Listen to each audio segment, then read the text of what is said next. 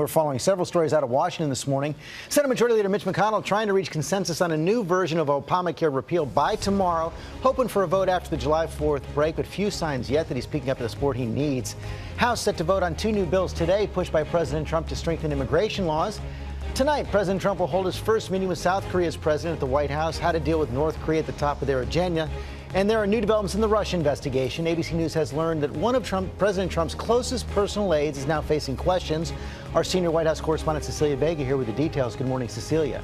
Hi, George. Good morning to you. This Russia probe is widening. Investigators are now looking at the president's inner circle. And as you said, one of the people that they now want to talk to is one of the president's closest aides.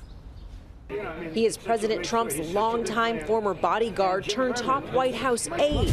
With such close ties, he has an office right next to the Oval Office. And this morning, ABC News has learned Keith Schiller is now on the list of witnesses that House Intelligence Committee investigators want to talk to as part of their probe into possible ties between Team Trump and the Russians. Schiller did not respond to a request for comment, but sources close to the investigation tell ABC News people on that witness list have been notified. Schiller has known President Trump for nearly 2 decades, a former New York City police officer who is now director of Oval Office operations, the president assigning him such tasks as hand-delivering the letter to FBI headquarters that told former director James Comey he'd been fired.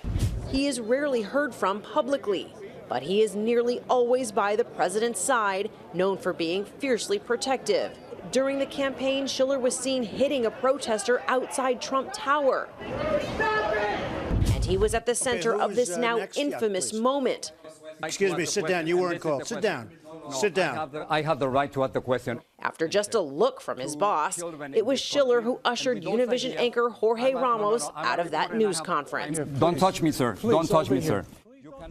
Now, one White House official here tells me that they're not surprised to learn that Schiller's name was on this list. In fact, several White House officials here expect that their names could end up on this list too, George, as this Russia probe continues. Do we have any idea who those officials will be? Well, George, we're learning a little bit more as this investigation moves forward. We know that investigators want to talk to, for example, the president's son-in-law, Jared Kushner. We know that they want to talk to his longtime friend and former political advisor, Roger Stone. This is essentially a witness list. That's what this is. And as this investigation moves forward, more names are being added to it, George. You would expect it to get wider. Okay, Cecilia, thanks very much.